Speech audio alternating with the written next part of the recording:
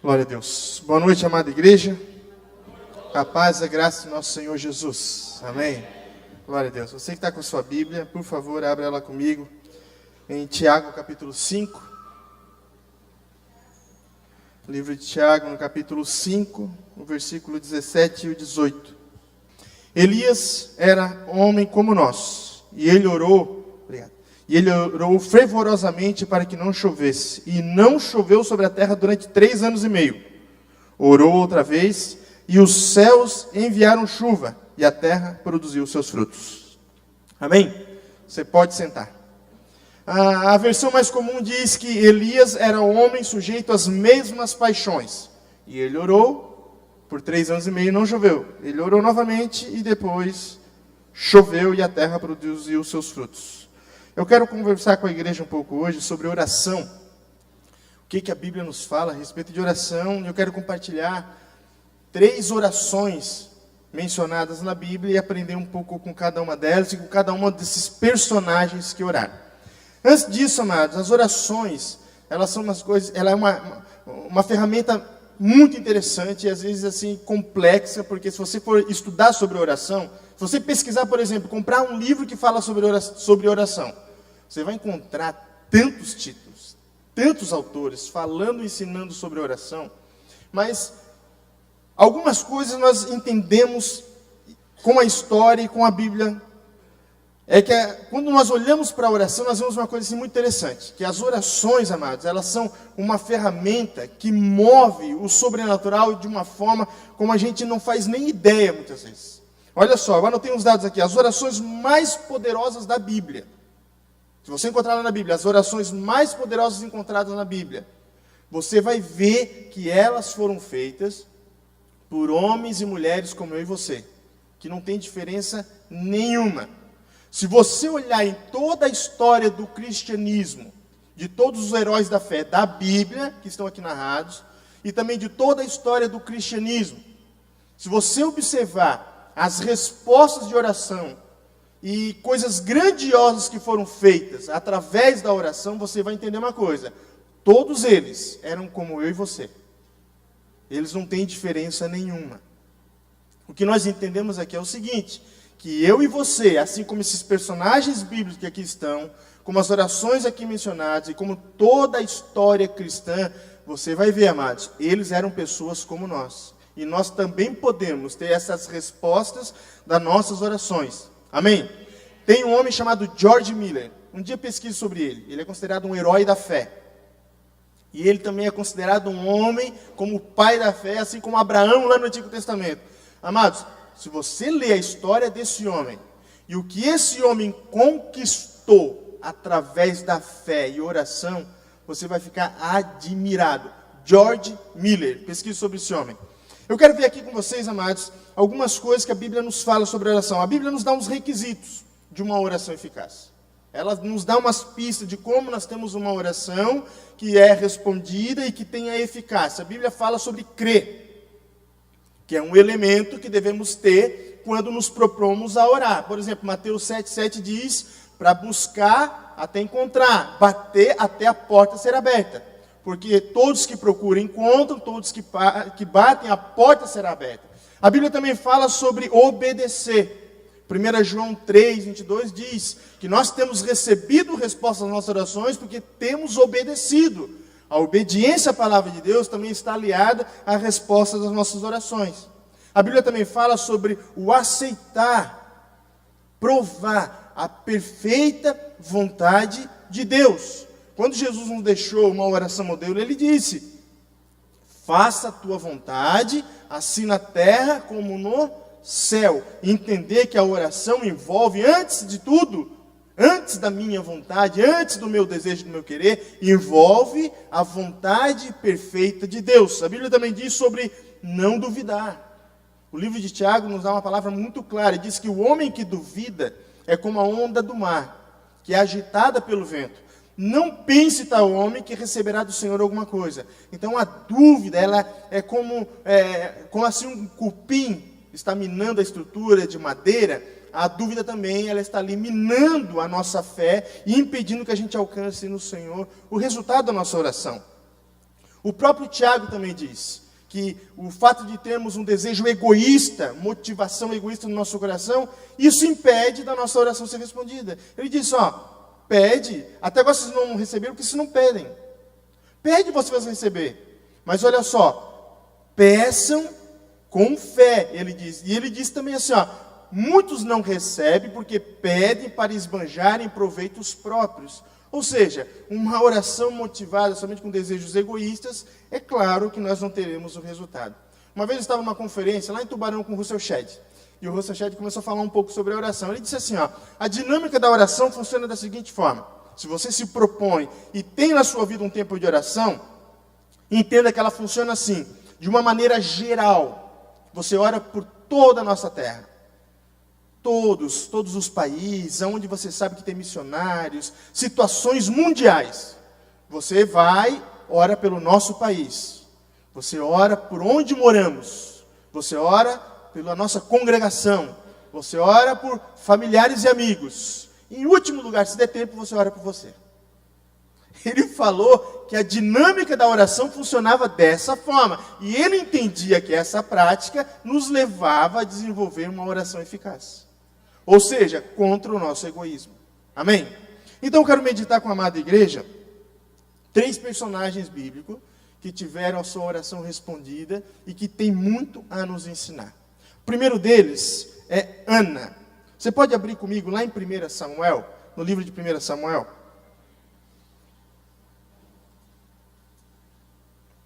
Vamos ler do versículo 1, 1 Samuel, capítulo 1, versículo 1. Havia certo homem de Ramá, Zufita, dos montes de Efraim, chamado Eucana, filho de Jeroão, neto de Eliú, bisneto de Tou, filho do Efraíta Zuf. Ele tinha 2 mulheres, uma se chamava Ana e a outra Penina. Penina tinha filhos, Ana, porém, não tinha.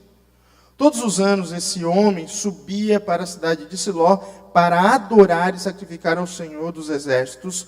Lá, Ofni e Finéias, os 2 filhos de Eli, eram sacerdotes do Senhor.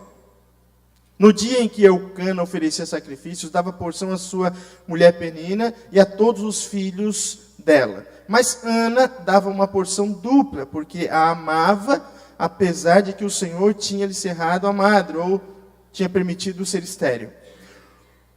E porque o Senhor a tinha deixado estéril, sua rival a provocava continuamente a fim de irritá-la. Isso acontecia ano após ano. Sempre que Ana subia à casa do Senhor, sua rival a procurava e ela chorava e não comia. Eucana, seu marido, lhe perguntava, Ana, por que você está chorando? Por que não come? Por que está triste? Será que eu não sou melhor para você do que 10 filhos? Certa vez, quando terminou de comer e beber em Siló, estando o sacerdote ali sentado numa cadeira junto à entrada do santuário do Senhor, Ana se levantou e com a alma amargurada chorou muito e orou ao Senhor.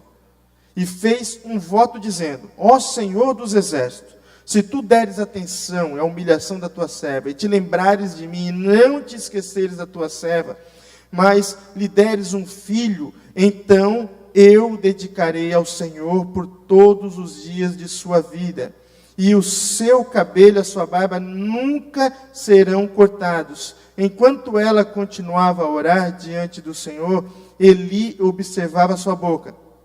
Como Ana orava silenciosamente, seus lábios não se mexiam, mas não se ouvia a sua voz, então Eli pensou que ela estava embriagada, e ele disse, até quando você continuará embriagada? Abandone esse vinho. Ana respondeu, não se trata disso, meu senhor. Eu sou uma mulher muito angustiada. Não bebi vinho, nem bebida fermentada. Eu estava derramando minha alma diante do Senhor. Não julgues tua serva uma mulher preguiçosa. Então, estou orando aqui até agora por causa de minha grande angústia e tristeza. Ele respondeu, vá em paz e que o Deus de Israel lhe conceda o que você pediu. Ela disse, espero que sejas benevolente com a tua serva. Então ela seguiu o seu caminho, comeu, o seu rosto já não estava mais abatido. Amados, essa história aqui é um pouco triste, mas é uma das histórias que tem um final feliz. Mas a situação dessa mulher não era fácil, porque envolvia muitas circunstâncias que fazia com que tudo, com que essa mulher fosse triste, angustiada. Ela tinha, o fato de não gerar filhos, no contexto histórico, amados, e social, fazia dela uma mulher deixada de lado. Porque o valor de uma mulher nesse tempo, nesse período, estava relacionado à capacidade que ela tinha de gerar filhos. Então, socialmente, ela já era deixada de lado, já tinha todo o preconceito social. Não só o preconceito social, mas também o entendimento religioso por trás, espiritual, era o seguinte, é que se uma mulher não gerava filhos, provavelmente não tinha sobre ela a bênção de Deus. Alguma coisa estava errada. Ou seus pais pecaram, ou ela tinha muito pecado, alguma situação relacionada a isso. Então, socialmente, a mulher já sofria muitos problemas. Espiritualmente, pela religião da época, também ela era deixada de lado. E não bastasse isso, ela ainda tinha uma rival que provocava ela todo ano, e toda vez que tinha oportunidade, provocava essa mulher. E nós vimos aqui que na oração dessa mulher, que ela chega a Deus com uma frustração tão grande, amados, com uma tristeza tão grande. O versículo 10 diz assim, ó, com amargura de alma ela orou a Deus. Você já passou por uma situação dessa, amados? Você está tão triste, passando uma situação tão difícil, que parece que você tem uma mão dentro de você apertando o seu peito. É terrível demais. Você chegar a um ponto de querer desistir de tudo, querer voltar atrás, querer largar tudo, a ponto até de deixar de crer em Deus, ou até duvidar de que Deus seja um Deus bom realmente. Porque quantas pessoas, eu já ouvi muitas pessoas falarem isso. Se Deus realmente fosse bom, Ele não permitiria isso comigo. Se Deus realmente fosse poderoso, Ele não permitiria essa situação comigo. Já vi muitas pessoas, já ouvi muitas pessoas falarem isso, mas você não vê Ana falando essas palavras. Ela mesmo diante de uma frustração grande, mesmo diante de um grande problema, você vê ela se render diante de Deus. Buscar a sua ajuda diante de Deus. A Bíblia diz assim, ó, Ana orou com o coração. Outros textos, outras versões dizem que ela se derramou-se diante de Deus com amargura, com a alma entristecida e amargurada. Amados, eu estava lendo uma vez Charles Swindoll, e ele falou sobre essa questão do derramar a nossa angústia diante de Deus. A gente está passando por uma situação tal que nós vamos derramar-nos diante de Deus o nosso coração, a nossa tristeza, a nossa angústia, a nossa dor, o nosso sofrimento. E ele falou de um seguinte exemplo, ele falou o seguinte, tem muitas pessoas que entendem o derramar assim, eles vão até Deus com dor, com sofrimento, com tristeza. Só que na presença de Deus eles se derramam, mas se derramam como que um copo d'água. Como esse copo d'água que está aqui. Eles apresentam diante de Deus. Mas uma vez que eles praticam isso, eles ficam observando. E eles olham, poxa, mas o copo ainda está lá. O copo ainda não foi tirado do lugar. A água ainda está ali. E a ansiedade, a dúvida começa a minar a mente, o entendimento da pessoa. E a pessoa começa, poxa, mas ainda está ali. Deus ainda não fez nada. Deus ainda não fez. Deus ainda não agiu. E daqui a pouco elas vão lá, peraí, deixa que eu lido com isso de novo. Aí pega a angústia, pega o sofrimento, toda a dor de novo para si. Uma pessoa com essa atitude, a oração não resolveu em nada. Pelo contrário, ela não conseguiu confiar em Deus. O que Ana fez foi diferente. É o derramar o copo d'água. Uma vez que eu derramasse esse copo d'água aqui no capim, não, mas ali no chão, não teria mais como recompor essa água nesse copo. Não tem como pegar de volta. Eu derramei. Uma vez derramada ao chão, eu entreguei. E ali ficou. E dali não tem mais volta. Foi exatamente essa a oração de Ana. Ela se derramou com tal amargura, com tanta dor, com tanto sofrimento, que ela viu ali. Daqui não tem mais volta. Isso aqui vai ficar diante de Deus. E é Ele que vai agir ao meu favor. E ali ela virou as costas e derramou. Essa foi a oração de Ana. Ela se derramou completamente. Ela orou com o seu coração. E ela teve uma convicção, amados, mesmo diante da dor. Tem um provérbio, amados, que se eu não me engano é Provérbios 24:10. Diz assim, ó: se te mostrares fraco no dia da angústia, quão pequena será a tua força. Essa mulher estava angustiada, vivendo dias de angústias terríveis. Ela não se mostrou fraca. Sabe por quê? Porque fraqueza não é não chorar.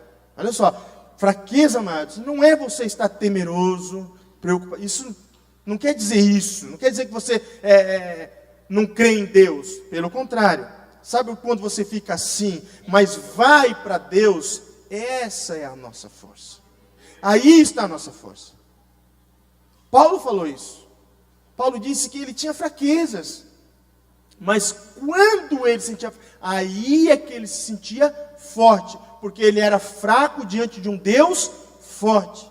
Então ela não se mostrou fraca porque ela estava temerosa, angustiada, sofrendo, orou com amargura de espírito. Pelo contrário, ela agiu em força. Por quê? Porque ela se derramou diante de um Deus forte. Amém, amados? Força não é se mostrar forte. Força não é se mostrar no controle da situação. Força é entender que você pode perder o controle, pode não saber o que fazer, mas você se volta para Deus, porque Ele é a nossa força. Ele é o nosso auxílio. Amém, amados? Então, força não é não chorar, se entristecer, ou até duvidar. Amém? Força é ter tudo isso e derramar diante de Deus. Se você vê os salmos, amados, são orações de derramar o coração. Ali você encontra orações de pessoas em dúvida, com dor, triste, angustiados, até brigando com Deus. Mas eles estão se derramando diante de um Deus que pode resolver, que pode agir ao seu favor. Então ela não se mostrou fraca, ela se mostrou forte. Ela correu para Deus. E olha o versículo 18.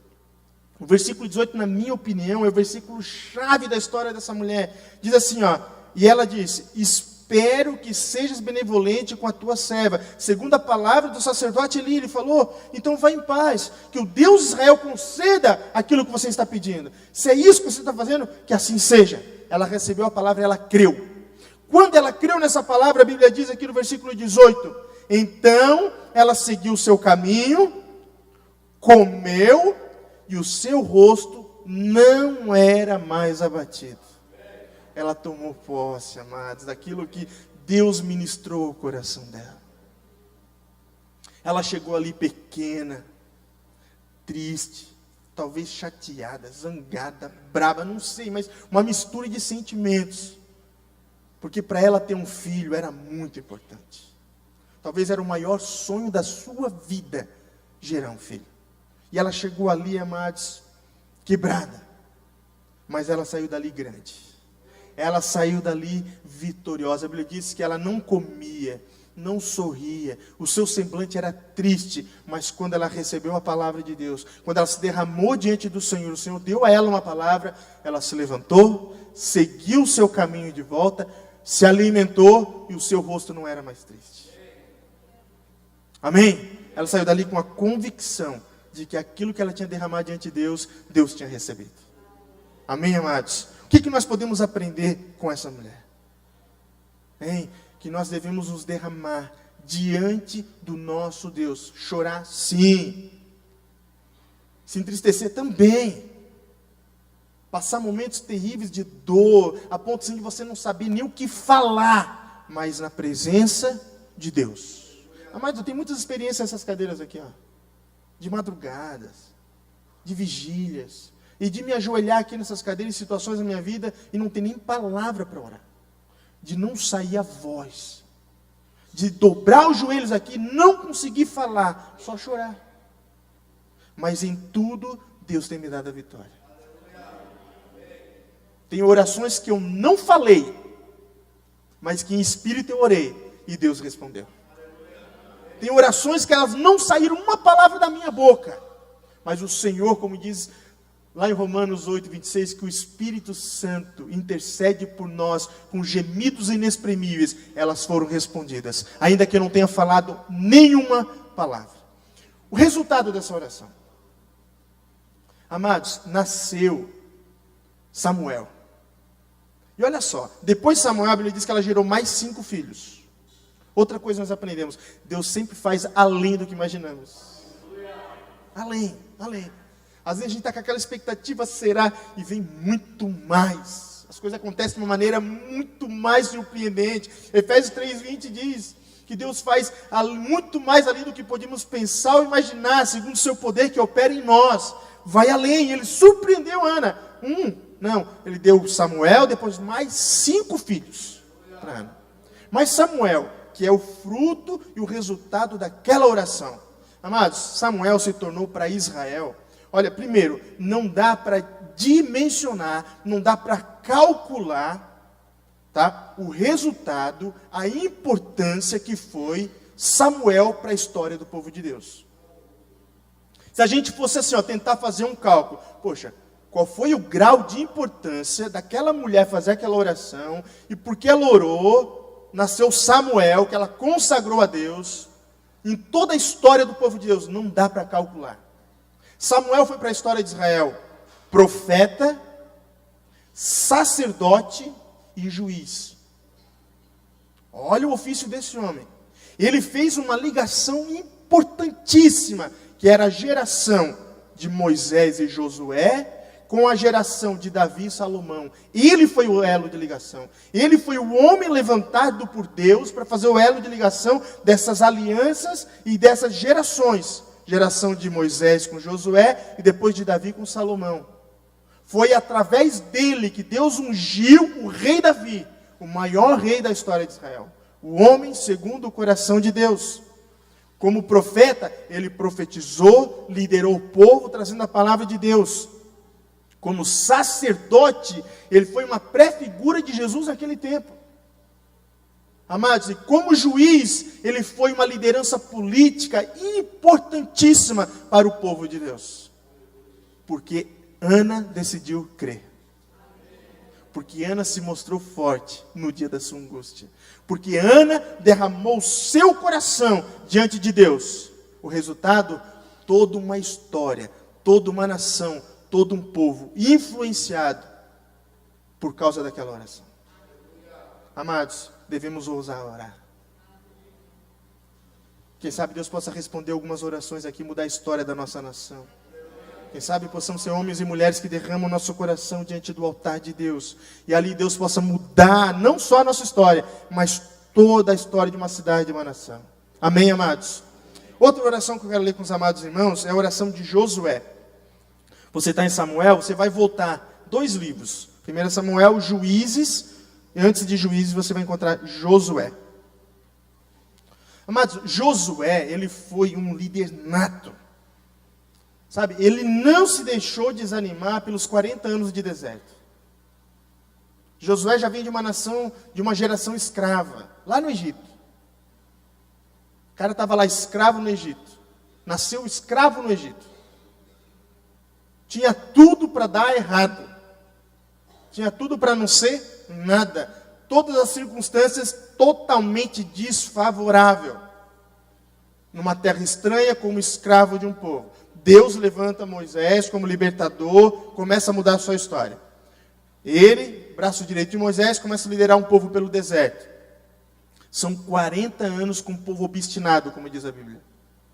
Que murmurava, que reclamava, e que Deus decidiu, vou esperar toda essa geração morrer. Só os filhos deles vão entrar na terra prometida. Com exceção de Josué e Caleb. Então um homem, amados, que de escravo no Egito, passou a ser um líder no deserto, liderando um povo obstinado. Mas nada disso, amados, nada disso foi para ele desfavorável. Pelo contrário, essa experiência de deserto fez dele um homem maduro espiritualmente. Um líder preparado por Deus para substituir nada mais, nada menos que Moisés. É isso que é a história de Josué. Tremenda. Os métodos de Deus para treinar uma liderança, não é verdade? Agora, olha comigo a oração que ele pronuncia no capítulo 10 de Josué, no versículo 12. Leia comigo, olha a oração desse homem. No dia em que o Senhor entregou os amorreus aos israelitas, Josué exclamou ao Senhor na presença de todo Israel: Sol, pare sobre Gibeon E você, ó lua, sobre o vale de Ajalon. O sol parou e a lua se deteve. Então até a nação vingasse dos seus inimigos, como está escrito no livro de Jazar. O sol parou no meio do céu por quase um dia inteiro e não se pôs. Nunca antes, nem depois, houve um dia como aquele, quando o Senhor atendeu a oração de um homem. Amados, dá para ter ideia do que esse homem orou? Eu, sinceramente, na minha opinião, é a oração mais ousada da história da humanidade. Nunca houve, nunca haverá. Talvez ainda dá tempo para alguém concorrer a essa. Mas, amados, os caras estavam em batalha. Deus pelejando por eles. Só que eles estavam prestes a acabar com tudo. A vencer a batalha definitivamente. Mas ia anoitecer. Josué faz uma oração. Senhor, clamou, sol, pare. Lua, ou seja, prolongue o dia para a gente terminar com esse serviço aqui. O que Deus fez? Parou. A Bíblia fala que o sol parou. Claro que a ciência nos ensina que não é o sol que gira ao redor da terra. A terra gira ao redor do sol. Mas lembrando que a Bíblia foi escrita numa perspectiva humana. E na perspectiva humana nós entendemos que é o sol que está em movimento. Tanto que nós falamos nascer do sol e pôr do sol. Amém? Não quer dizer que a Bíblia está negando uma verdade científica. Ela está sendo narrada numa perspectiva humana. Amém, amados? O interessante é que parou tudo. Deus atendeu uma oração absurda dessa. O cara simplesmente orou, Senhor, prolonga o dia por mais horas que a gente quer vencer a batalha. E Deus parou. A terra parou de girar. Diz alguns estudiosos que até hoje se entende que a inclinação do eixo da terra se dá por causa desse acontecimento.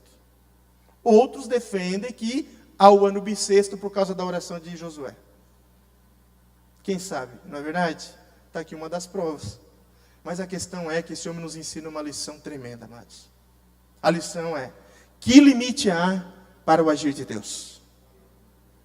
Diante de uma oração dessa, que parece história da carochinha, mas como diz um amigo meu lá em Belo Horizonte, ele disse assim, eu creio tanto na Bíblia, que se dissesse que foi Jonas que engoliu a baleia, eu acreditava.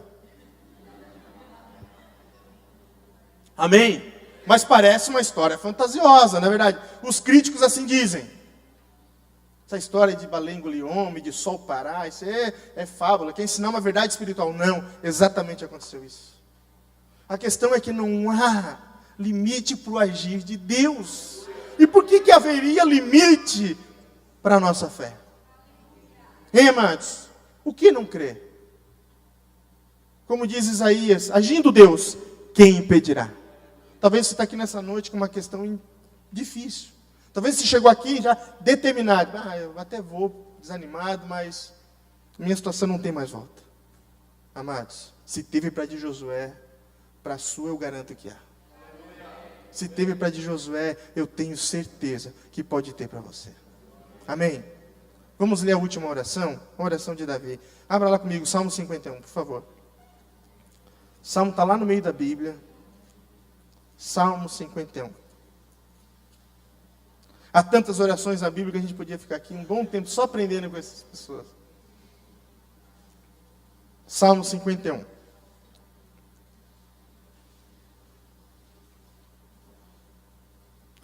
Mais de 70 salmos são atribuídos a Davi, a autoria de Davi. 150, mais de 70 atribuídos a ele. A maioria dos salmos, canções de gratidão a Deus e orações. Orações de lamento, de angústia, de alegria, de confiança, de gratidão, de dúvida. E nós encontramos uma série de orações na Bíblia. E essa aqui que nós vamos ler é uma oração. Vamos ler então? Salmo 51, versículo 1. Leia comigo. Tem misericórdia de mim, ó Deus, por amor de teu nome. Por tua grande compaixão apaga as minhas transgressões, lava-me de toda a minha culpa, purifica-me do meu pecado, pois eu mesmo reconheço as minhas transgressões e o meu pecado sempre me persegue. Contra ti, só contra ti pequei e fiz o que tu reprovas, de modo que justa é a tua sentença e tens razão em condenar-me. Sei que sou pecador desde que nasci, sim, desde que me concebeu minha mãe. Sei que desejas a verdade no íntimo e no coração me ensina a sabedoria. Purifica-me com o sopo e ficarei puro. Lava-me, mais branco do que a neve serei. Faz-me ouvir de novo o júbilo de alegria, e os ossos que esmagastes exultarão. Esconde o rosto dos meus pecados, apaga as minhas iniquidades.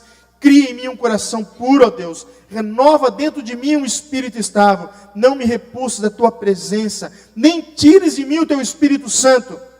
Devolva-me a alegria da tua salvação e sustém-me com o espírito pronto a obedecer. Então ensinarei os teus caminhos aos transgressores, e aos pecadores se voltem para ti. Livra-me da culpa dos crimes de sangue, ó Deus, da minha salvação, e a minha língua aclamará a tua justiça. Ó Senhor, dá palavra aos meus lábios, e a minha boca anunciará o teu louvor. Não te deleitas em sacrifícios, nem te agrada em holocausto, senão eu os traria. Os sacrifícios que agradam a Deus são um espírito quebrantado e um coração quebrantado e contrito. Ó Deus, não o desprezarás. Por tua boa vontade, faz Sião prosperar e ergue os muros de Jerusalém. Então te agradarás dos sacrifícios sinceros, das ofertas queimadas e dos holocaustos, e os novilhos serão oferecidos sobre o teu altar. Amados, Davi aqui, ele tinha pecado contra Deus. Diante de tudo que Deus fez por ele, ergueu ele como um grande rei, uma grande liderança, e ainda assim no coração ele decidiu adulterar. E não bastasse o adultério, para encobertar o seu adultério, para cobrir o seu adultério, ele decide matar o marido de Betseba. Amados, é uma coisa terrível que ele fez. Diante da posição que ele ocupava, ele cai em seu pecado. E quando confrontado pelo profeta Natã, dos seus olhos cai como que umas escamas, e ele enxerga a sua realidade. Então é nesse contexto, sabe, de se enxergar na miséria do seu pecado, que ele pronuncia essa oração. E o que essa oração de Davi pode nos ensinar? Vamos ver aqui rapidamente. Vamos ver aqui, ó. Então, os versículos do 3 ao 5, nós encontramos a primeira parte da oração, que é a seguinte: Davi reconhece o seu erro. Na sua oração, Davi ora reconhecendo o seu erro. Olha o versículo 3. Conheço as minhas transgressões. Amados, é nessa oração, nesse momento da sua oração, que Davi deixa de ser cínico e passa a ser sincero. Ele ora diante de Deus: eu conheço as minhas transgressões. Elas sempre estão diante de mim. Deixa eu ensinar uma coisa aqui que eu aprendi na prática. Pecado tem nome, tem hora, tem lugar. E quando oramos, precisamos falar. Amém? Ah, me perdoa, Deus. Vocês sabem o que você fez. Se tem uma coisa aqui que ninguém pode sair daqui dizendo: ah, eu não sabia. Todo mundo sabe do seu pecado. A gente sabe tão bem de pecado que a gente sabe até dos outros, que não era para saber. A gente é tão especialista em saber de pecado, que a gente sabe até o da vida dos outros, que não era obra nossa, e obra de ninguém. Amém, amados? É uma prova que a gente sabe muito bem, que para saber o dos outros, porque nosso já está garantido que a gente sabe. Então não tem como sair daquela noite dizendo: ah, eu não sabia que isso é errado. Se tem o Espírito Santo em você, você sabe o que é errado. Amém? Então na oração de Davi, o que ele faz? Reconhece o seu erro. Pequei contra ti. Reconheceu as suas transgressões. Versículo 4, ó. Contra ti somente pequei. O que ele reconheceu? Que o seu pecado era uma rebeldia contra Deus. Que o nosso pecado é uma rebeldia contra a santidade de Deus. O nosso pecado ofende, antes de mais nada, de pessoas, ofende primeiro a Deus. A nossa mentira pode ofender pessoas, mas primeiro ofende Deus. O nosso pecado, em primeiro lugar, ofende ao Senhor. E nessa primeira parte da oração, Davi nos ensina: devemos reconhecer os nossos pecados. Na sua oração você reconhece os pecados? Você sabe quais são? Você os coloca diante de Deus? Agora a gente tem que ter um entendimento aqui, ó. Não podemos confundir a acusação do diabo com o convencimento do Espírito Santo. Quer ver a diferença? Olha o que o diabo diz quando pecamos. Você pecou, não tem mais jeito, nem adianta orar. Olha só, a voz do inimigo é essa diante do nosso erro. Ei, vai levantar a mão no culto, e o que você fez antes de vir? E a gente bota até a mão no bolso. Eu já pequei bastante também, eu sei como é que funciona. Eu ainda vou pecar mais um monte até Jesus voltar. Eu sei como é que funciona a acusação do diabo. Ah, vai cantar agora no culto. E antes de vir? E tu vai orar, vai fazer isso? Nem adianta. Olha a vida que você leva. Essa é a voz do diabo. Não é o Espírito Santo trabalhando para transformar a vida de uma pessoa. Quer ver como é que é a voz do Espírito Santo?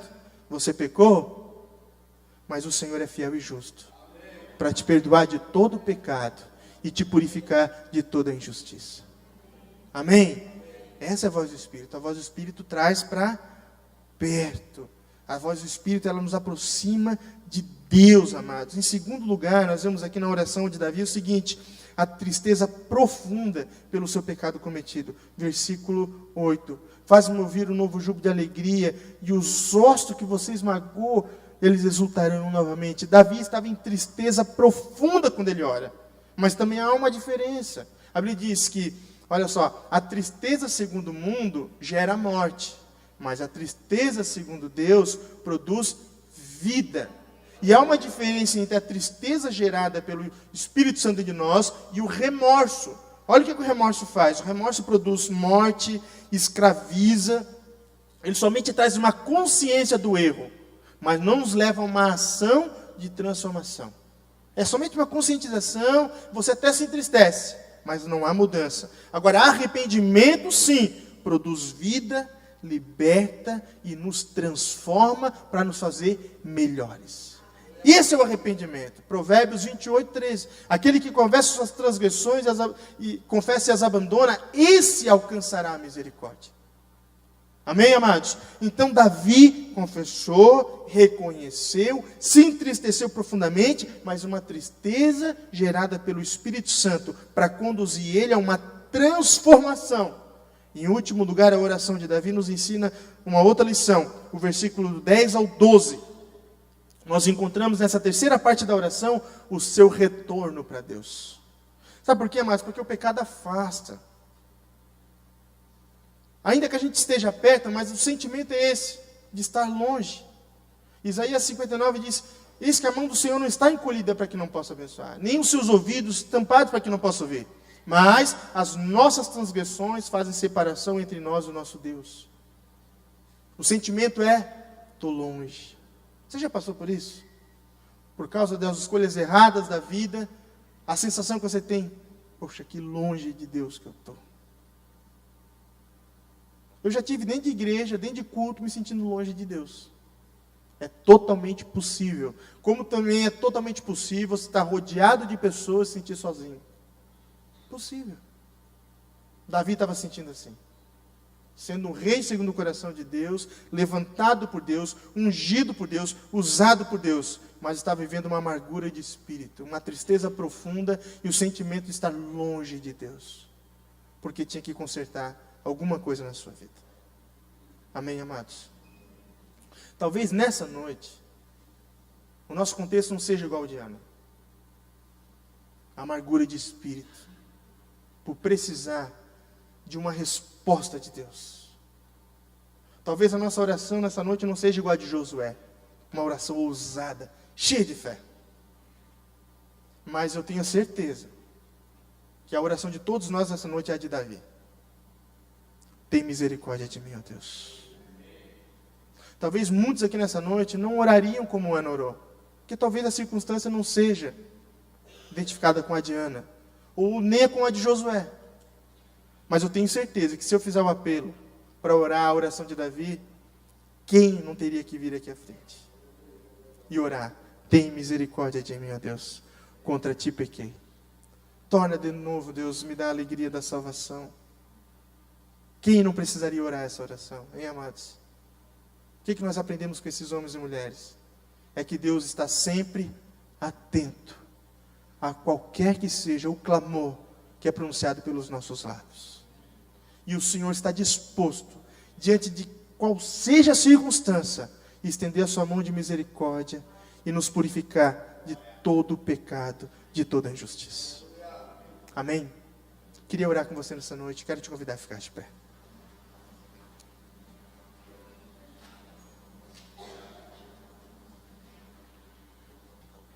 Talvez você se identificou com algum desses pontos que eu falei, com Ana, com Josué ou com Davi. Com Davi, claro, o apelo seria para todos nós. Mas a hora que eu falei, você sentiu, poxa, eu preciso fazer essa oração. A de Ana, a de Josué ou a de Davi. Se você aí no seu lugar sentiu no seu coração que você precisa fazer uma dessas orações, porque Deus falou no seu coração, eu queria te convidar a vir aqui à frente. Se for para se derramar, se for para se arrepender, se for para clamar por Deus, eu não sei, é Deus que está falando contigo, não sou eu. Mas se você está aqui nessa noite, e de alguma forma Deus falou no seu coração, e você quer fazer a sua oração, amém? Talvez você não vai orar a oração de Ana, você vai orar a sua oração nessa noite. A oração que você precisa que Deus ouça e atenda. Se você quer vir orar aqui na frente, vem aqui comigo. Enquanto o louvor estava ministrando, você pode ter tempo para vir até aqui. Se você quer ajoelhar, se você quer ficar aqui em pé, fique à vontade.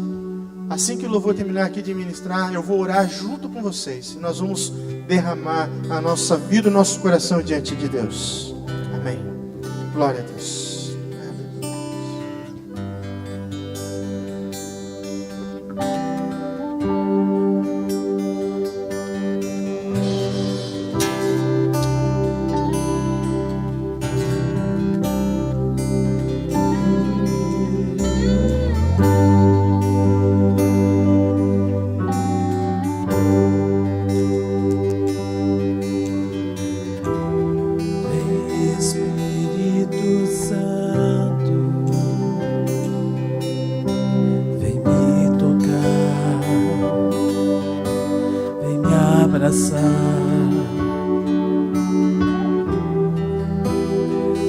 Tua presença é tudo que eu preciso, precioso amigo, pra te adorar. Levanto as minhas mãos, entrego a ti meu coração, mesmo sendo falho, me amas, me amas. Aleluia, Deus, em nome de Jesus. O Senhor conhece cada coração que está aqui, Deus. Meu Deus, o que tem angustiado, meu Deus, o que tem tirado a paz. Meu Deus, em nome de Jesus, aqui tem pessoas, Pai, que o Senhor, que a Tua palavra falou ao coração. Meu Deus, toma nessa noite. Pessoas estão aqui se derramando, meu Deus, o seu pedido, a sua angústia, a sua tristeza. Meu Deus, em nome de Jesus, que assim como Ana, Deus, voltou para casa, não mais triste, mas confiante. Que assim como Ana voltou para sua casa, meu Deus, crendo no Senhor, tendo o coração derramado diante do Senhor. Meu Deus, que cada amado irmão aqui nessa noite possa voltar para sua casa, meu Deus, com a certeza de que está derramando diante do Senhor, meu Deus, o seu pedido, o seu clamor, a sua angústia, a sua tristeza.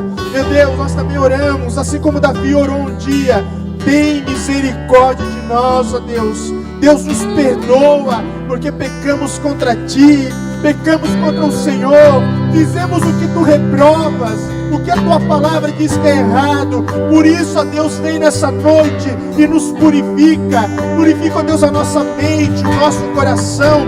Purifica, ó Deus, os nossos lábios. Coloca, Deus, em nós a alegria da Tua salvação. Meu Deus, nos sustenta com o Espírito. Meu Deus, pronto a obedecer. Pai, em nome de Jesus, Pai, eu te peço nessa noite que o Senhor trabalhe em cada vida, para que a gente possa voltar para a nossa casa melhor, meu Deus, e transformados pelo Teu poder, pela Tua palavra, pela ação milagrosa do Senhor, ó Deus, em nome de Jesus, Pai. Meu Deus, conforta cada coração. Meu Deus, cai por terra todas as dúvidas. Meu Deus, nessa noite, Pai, que o medo fica aqui, meu Deus, que a dúvida fica aqui, Pai, a tristeza, a angústia fica aqui nessa noite, meu Deus, derramado diante do Senhor, toda ansiedade, ansiedade, meu Deus, em nome de Jesus. Que nessa noite, Pai, cada coração possa voltar para casa alegre, confiante, meu Deus, certos de que o Senhor é poderoso, de que o Senhor está agindo a nosso favor, em nome de Jesus, ó Deus, em nome de Jesus. Amém, amados? Amém? Que o Senhor, assim como Eli deu aquela palavra a Ana, eu dou essa palavra a você, que o Senhor conceda aquilo que tu colocou no altar do Senhor nessa noite, em nome de Jesus. Amém? Que você vá em paz para a sua casa, em nome de Jesus. Deus abençoe a sua vida. Glória a Deus.